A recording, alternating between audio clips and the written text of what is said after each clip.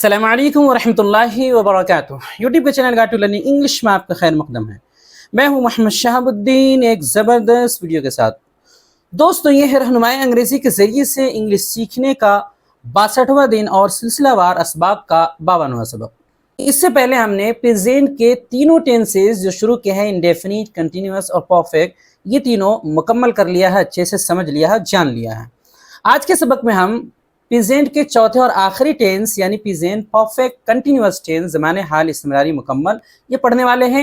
ये थोड़ा सा अलग है लेकिन आसान है, ज़्यादा मुश्किल भी नहीं है। ये दो टेंसेस से मिलकर के बनता है जो इससे पहले आ चुके हैं, यानी कि प्रेजेंट का दूसरा टेंस और तीसरा टेंस, तो दोनों से मिलकर के ये टेंस बनता है। तो इसके पढ़ने के बाद हमारे प्रेजेंट टेंस मुकम्मल हो जाएंगे और अगला सबक इन चारों की मश्क और प्रैक्टिस पर मुश्तमिल होगा। तो आपसे गुजारिश है कि इस वीडियो को बिल्कुल आखिर तक देखें और अच्छे से समझकर मश्क करने की कोशिश करें। तो चलिए शुरू करते हैं।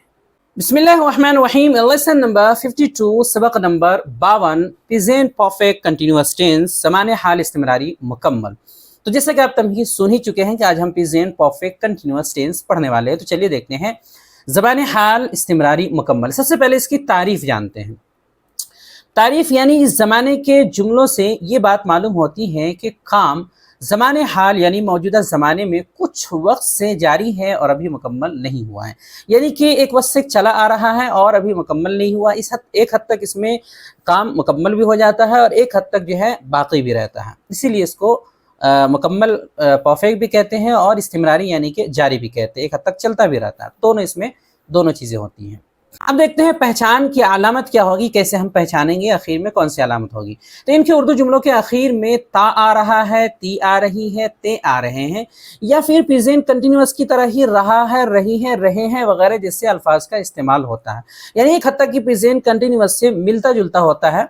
तो या तो अलामत होगी ता आ रहा है, ती आ रही है, ते आ रहे हैं, ज़्यादातर यही होता है।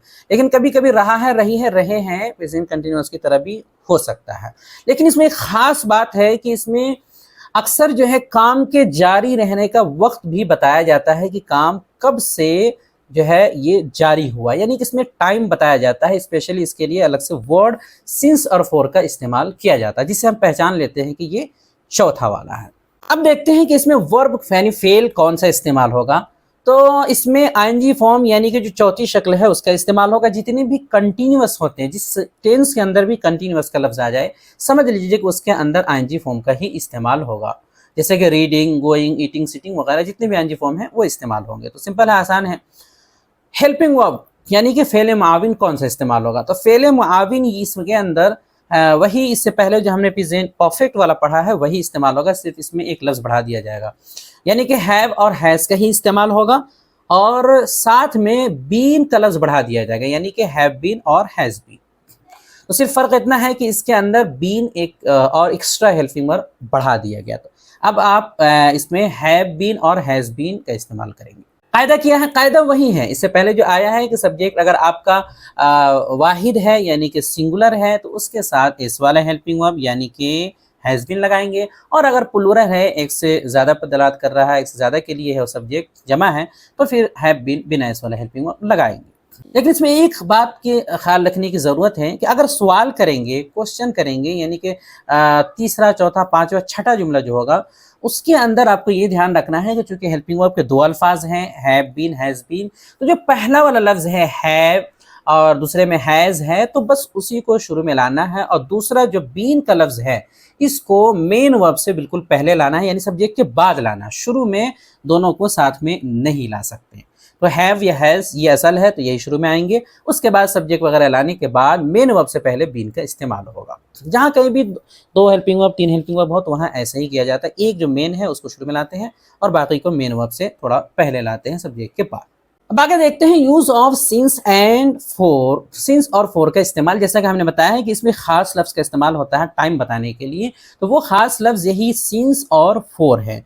तो इन दोनों का इस्तेमाल हम देख लेते हैं कि कहाँ पे सिंस लाएंगे और कहाँ पे फोर लाएंगे। दोनों को माना तो एक ही होता है, से, तर्जमा तो दोनों का से ही होगा, लेकिन दोनों का इस्तेमाल थोड़ा अलग अलग मौके पे होता है।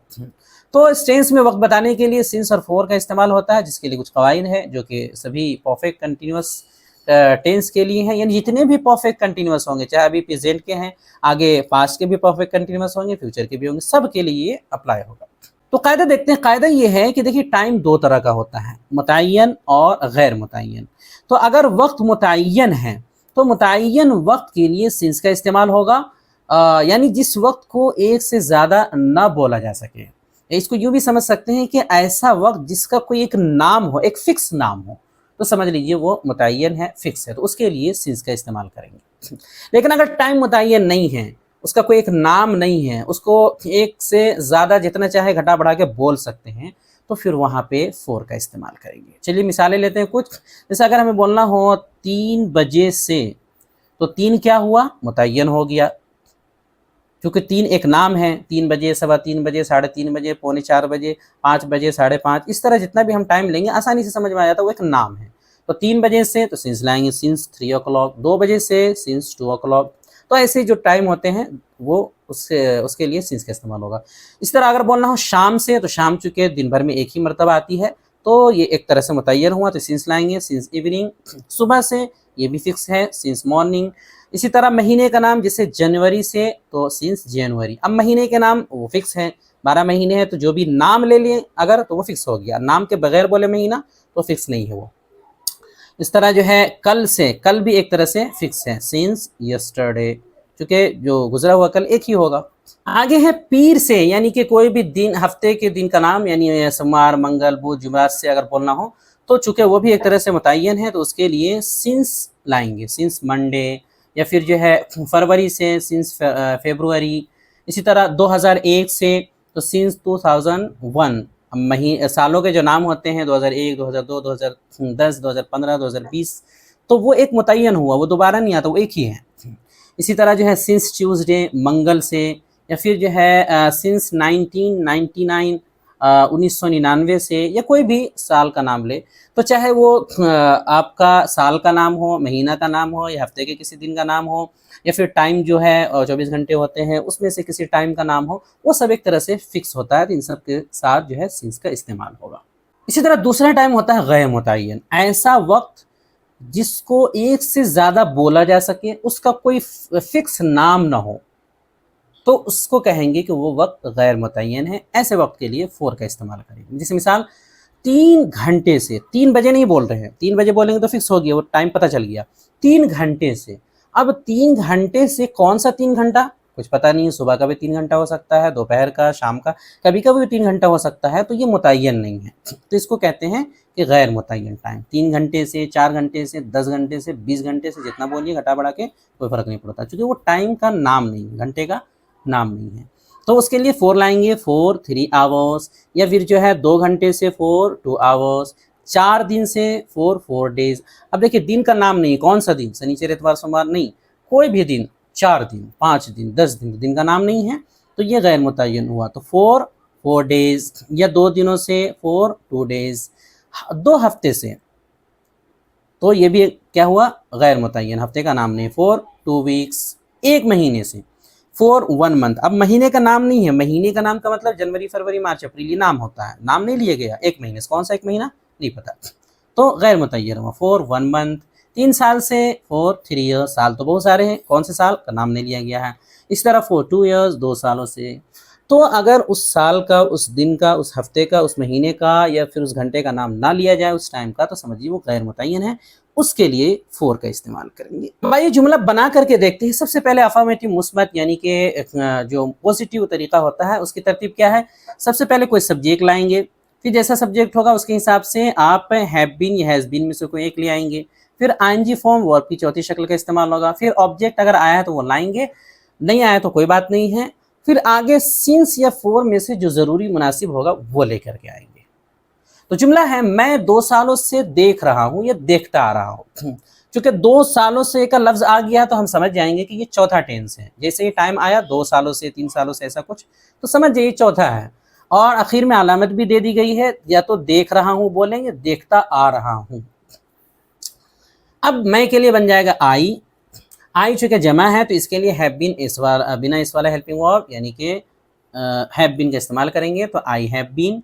उसके बाद वर्ब लाना है, तो वर्ब देखने के लिए लुक से लुकिंग, सीइंग का इस्तेमाल नहीं करेंगे, सीइंग आईएनजी के साथ बहुत कम इस्तेमाल होता है, लुक से लुकिंग का इस्तेमाल करेंगे। तो हो जाएगा आई हैव बीन लुकिंग। अब 2 सालों से के लिए फॉर 2 ईयर्स, चूँकि ये साल मुतय्यन नहीं है तो गैर मुतय्यन टाइम के लिए फॉर आता है। तो जुमला हो गया हमारा I have been looking for 2 years. I have been looking for 2 years, मैं 2 सालों से देखता आ रहा हूँ। अब यहाँ ऑब्जेक्ट नहीं है, अगर ऑब्जेक्ट होता कि मैं तुम्हें 2 सालों से देखता आ रहा हूँ तो लुकिंग के बाद वो ऑब्जेक्ट यानी यू लगा देते हैं। तो चूंकि है ही नहीं उर्दू जुमला में, तो जितना हो उतना ही बनाना है। अगली मिसाल है वो कल से सो रहा है, वो के लिए आ जाएगा ही, चूंकि ये वाहिद है, सिंगुलर है, तो इसके साथ इस वाला हेल्पिंग वर्ब यानी कि हैज़ बीन का इस्तेमाल करेंगे, तो हो जाएगा ही हैज़ बीन। उसके बाद सोने के लिए स्लीप से sleeping, he has been sleeping. कल से के लिए सिंस यस्टरडे, चूंकि यस्टरडे के साथ सिंस ही लगता है, तो हो जाएगा he has been sleeping since yesterday. He has been sleeping since yesterday, वो कल से सो रहा है या सोता आ रहा है। अब देखिए इसको पहचानेंगे कैसे, सो रहा है ये तो प्रेजेंट कंटिन्यूअस जैसी अलामत है, टाइम से पहचानेंगे कल से, तो कल से का टाइम आ गया मतलब चौथा वाला टेंस है। हम 3 दिनों से पढ़ रहे हैं या पढ़ते आ रहे हैं, यहाँ भी देखिए 3 दिनों से टाइम आ गया से के साथ, तो समझ जाइए कि ये चौथा वाला है। तो हम के लिए आ जाएगा वी, चूँकि जमा है वी इसलिए have been, we have been. और पढ़ने के लिए reading, we have been reading. उसके बाद 3 दिनों से के लिए फॉर 3 डेज, चूँकि 3 दिन मुतय्यन नहीं कौन से दिन की बात हो रही है, तो जुमला हो जाएगा we have been reading for 3 days. We have been reading for 3 days. ये तो था अफर्मेटिव मुस्बत का तरीका। अब आगे हम नेगेटिव पढ़ेंगे, ये जो भी मिसालें देंगे और 2-2 मिसालें सिर्फ होंगी, दो से हमें समझना होगा। काफ़ी आसान है, बहुत ज़्यादा मसला नहीं है, एक ही तरह की चीज़ें हैं सारी, सिर्फ इसमें एक चीज़ बढ़ गई है कि अलग से बीन का लफ्ज़ एक एक्स्ट्रा हेल्पिंग वर्ब आ गया है और कुछ नहीं। अगला है दूसरा नेगेटिव यानी कि मनफी तरतीब में, सबसे पहले सब्जेक्ट, फिर वही है कोई हेल्पिंग वर्ब लाएंगे नोट के साथ, हैवंट बीन या हैजंट बीन, हैवंट बीन या हैजंट बीन। नोट भी किस में लगेगा, वही जो असल हेल्पिंग वर्ब है हैव हैज, उसी में नोट लगेगा, तो हैवंट बीन या हैजंट बीन। फिर आईएनजी फॉर्म, फिर ऑब्जेक्ट, फिर सिंसियर फॉर्म में से कोई एक।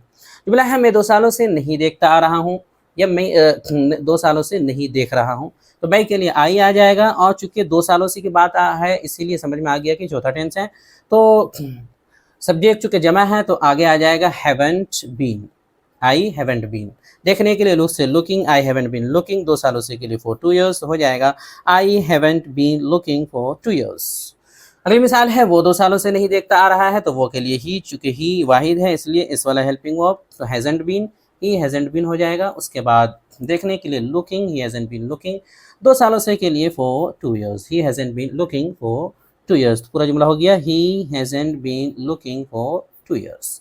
तीसरा तरीका है इंट्रोगेटिव अफर्मेटिव सवालिया मुस्बत, सवाल होगा मुस्बत अंदाज में। तरतीब क्या होगी, चूंकि हेल्पिंग वर्ब शुरू में लाना है तो 2 हेल्पिंग वर्ब है हैज़ बीन और हैव बीन, तो एक ही को लाना है जो शुरू वाला है, यानी कि हैव या हैज़ दोनों में से कोई एक पहले आएगा, फिर सब्जेक्ट आ जाएगा, उसके बाद जो दूसरा भाई है बीन वो आएगा, उसके बाद आईएनजी फॉर्म, वर्ब, फिर ऑब्जेक्ट, फिर सिंस या फॉर।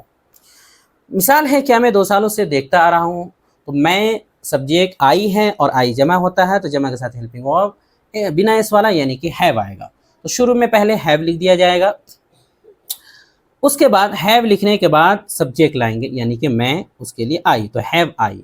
फिर आ जाएगा हेल्पिंग वर्ब दूसरा वाला यानी कि बीन, तो हैव आई बीन। देखने के लिए लुकिंग, 2 सालों से के लिए फॉर 2 ईयर्स, हो जाएगा have I been looking for 2 years, have I been looking for 2 years. अगली मिसाल है कि वो 2 सालों से देखता आ रहा है, तो यहाँ पे वो है, अब वो सब्जेक्ट ही वाहिद होता है, इसके लिए हेल्पिंग वर्ब एस वाला, तो शुरू में आ जाएगा हैज़। फिर उसके बाद हेल्पिंग वर्ब के बाद आ जाएगा सब्जेक्ट यानी कि ही, हैज़ ही, फिर बीन दूसरा भाई helping verb, has he been. उसके बाद देखने के लिए looking, has he been looking, 2 सालों से के लिए for 2 years, has he been looking for 2 years, has he been looking for 2 years. अगला और चौथा है इंट्रोगेटिव नेगेटिव सवालिया मनफी, इसी का चौथा जो अभी हमने पढ़ा। तो क्या करना है, तरतीब वही सेम रहेगी, सिर्फ हेल्पिंग वर्ब में नोट जोड़ करके लाना है, तो हैवेंट या हैजंट में से कोई एक, subject, been, ING form, object, since या फॉर। क्या मैं 2 सालों से नहीं देखता आ रहा हूँ, तो चूंकि सब्जेक्ट मैं यानी आई है, तो हेल्पिंग वर्ब जो शुरू में आएगा वो नोट के साथ हैवेंट आएगा, तो हैवेंट शुरू में लिख देंगे, उसके बाद सब्जेक्ट आई, हैवेंट आई, फिर helping verb been, haven't I been. देखने के लिए लुकिंग, 2 सालों से के लिए फॉर 2 ईयर्स, तो हो जाएगा कि haven't I been looking for 2 years, क्या मैं 2 सालों से नहीं देखता आ रहा हूँ। अगली मिसाल है क्या वो 2 सालों से नहीं देखता आ रहा है, तो वो है सब्जेक्ट, वो तो वो के लिए आता है आपका ही, और ही का हेल्पिंग वर्ब हैज़ है और नेगेटिव में हैज़ेंट है। तो शुरू में हैज़ेंट आ जाएगा, उसके बाद जो है सब्जेक्ट ही आ जाएगा, हैज़ेंट ही, फिर बीन, हैज़ेंट ही बीन, उसके बाद देखने के लिए looking, hasn't he been looking, और 2 सालों से के लिए फॉर 2 ईयर्स, तो हो जाएगा hasn't he been looking for 2 years. अगला और पांचवा तरीका है interrogative affirmative with double H family, सवालिया मुस्बत मा डबल एच फैमिली, यानी कि ऐसा तरीका जिसमें सवाल तो होगा लेकिन डबल एच के जरिए से और मुस्बत अंदाज में। तरतीब क्या होगी, पहले डब्ल्यू एच का कोई भी एक वर्ड लाएंगे, ये रूल है, उसके बाद हेल्पिंग वर्ब फौरन आ जाएगा, हैज़ हैव में से कोई एक, दोनों नहीं आएगा, हैज़ बीन हैव बीन नहीं, दोनों में से एक को लाना रहता है असल वाला, तो हैज़ या हैव में से कोई एक आएगा, फिर सब्जेक्ट आ जाएगा, उसके बाद बीन आएगा, फिर आईएनजी फॉर्म, ऑब्जेक्ट, सिंस या फॉर। तो ये जुमला काफ़ी लंबा हो सकता है क्योंकि काफ़ी सारी चीज़ इसके अंदर है। मिसाल है, मैं 2 सालों से क्यों देखता आ रहा हूँ, तो सबसे पहले क्यों के लिए आ जाएगा वाई, फौरन हेल्पिंग वर्ब लगाएंगे, तो हेल्पिंग वर्ब आई के हिसाब से जो है, चूंकि आई जमा है तो इसके हिसाब से हेल्पिंग वर्ब आ जाएगा हैव, तो हो जाएगा वाई हैव, उसके बाद सब्जेक्ट यानी कि आई, वाई हैव आई, फिर been, why have I been, देखने के लिए looking, why have I been looking, उसके बाद 2 सालों से के लिए फॉर 2 ईयर्स, तो जुमला हो जाएगा why have I been looking for 2 years, why have I been looking for 2 years, तो जुमला थोड़ा लंबा हो गया। अगली मिसाल है, वो 2 सालों से क्यों देखता आ रहा है, तो पहले आ जाएगा क्यों के लिए वाई, फिर चूंकि सब्जेक्ट वो है उसके लिए ही आता है, और ही का हेल्पिंग वर्ब हैज़ है, तो वाई हैज़, उसके बाद subject he, why has he, फिर दूसरा helping verb been, why has he been, देखने के लिए लुकिंग, 2 सालों से के लिए फॉर 2 ईयर्स, तो जुमला हो जाएगा why has he been looking for 2 years, why has he been looking for 2 years, वो 2 सालों से क्यों देखता आ रहा है। अगला और आखिरी तरीका है interrogative negative with double H family, यानी कि सवालिया मनफी मा डबल एच फैमिली। ये सेम वही है, पिछला वाला है, बस इसमें नोट जोड़ना है। तो डबल एच का कोई भी एक लफ्ज़ लाएंगे, फिर हैवेंट या हैजेंट में से कोई एक नोट के साथ, उसके बाद सब्जेक्ट, फिर बीन, फिर आईएनजी फॉर्म, फिर ऑब्जेक्ट, फिर सिंस या फॉर में से कोई एक। तो मैं 2 सालों से क्यों नहीं देखता आ रहा हूँ, तो क्यों के लिए आ जाएगा, पहले शुरू में वाई आ जाएगा और हेल्पिंग वर्ब के तौर पे हैवेंट इस्तेमाल हो जाएगा वाई हैवेंट, उसके बाद आई, फिर दूसरा helping verb been, why haven't I been, देखने के लिए लुकिंग, 2 सालों से के लिए फॉर 2 ईयर्स, तो हो जाएगा why haven't I been looking for 2 years.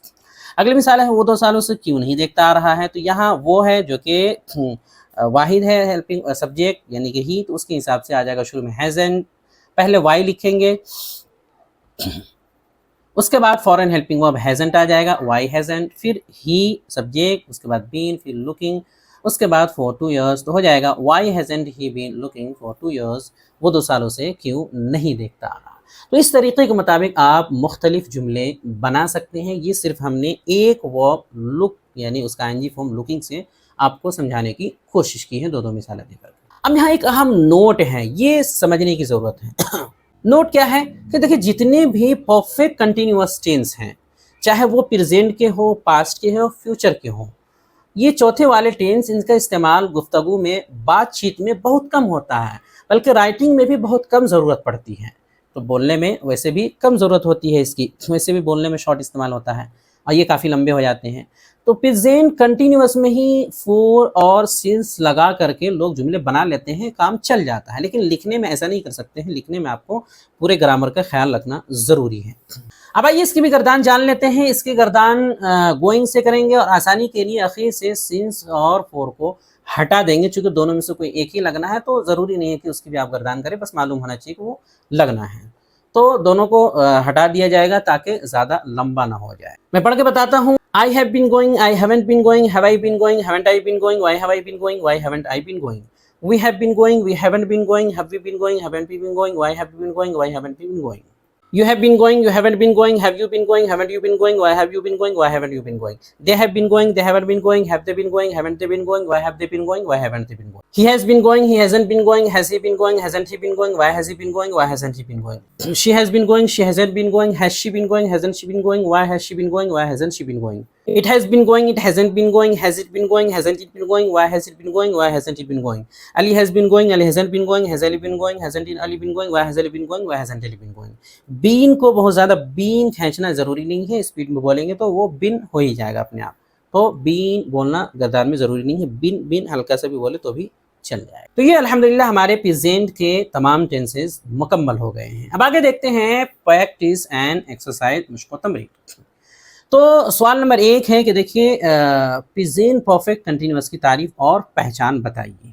उसके बाद सवाल नंबर 2 है कि सिंस का इस्तेमाल कब करते हैं और फॉर का इस्तेमाल कब होता है। तो इन दोनों में फ़र्क है, इसलिए इनका इस्तेमाल आप बताएं। तीसरा सवाल है कि इन उर्दू जुमलों की अंग्रेज़ी बनाएं। जैसे कि हर दिन सवाल होते हैं इस तरह के जुमले बनाने के। तो जुमले हैं, मैं कल से दौड़ता आ रहा हूँ, बच्चा सुबह से रो रहा है या रोता आ रहा है, तुम 2 बजे से खा रहे हो या खाते आ रहे हो, वो 1 साल से पढ़ाता आ रहा है, क्या हम 3 दिनों से सो रहे हैं या सोते आ रहे हैं, तुम रात से क्यों चिल्ला रहे हो या चिल्लाते आ रहे हो, वो मंगल से गाड़ी चला रहा है या चलाता आ रहा है, क्या तुम कल से चल रहे हो या चलते आ रहे हो, मैं कब से तुम्हें मार रहा हूँ या मारता आ रहा हूँ, तुम रात से क्या कर रहे हो या क्या करते आ रहे हो। कब से के लिए जो लफ्ज़ इस्तेमाल होगा वो है सिंस व्हेन।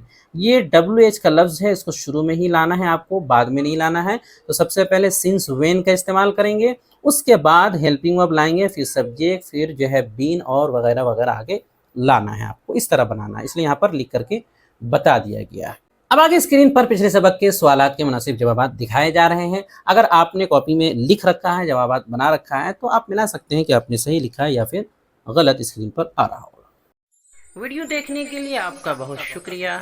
चैनल को सब्सक्राइब करें, स्क्रीन पर आ रही ये वीडियो ज़रूर देखें। अस्सलामु अलैकुम वरहमतुल्लाहि वबरकातुहू।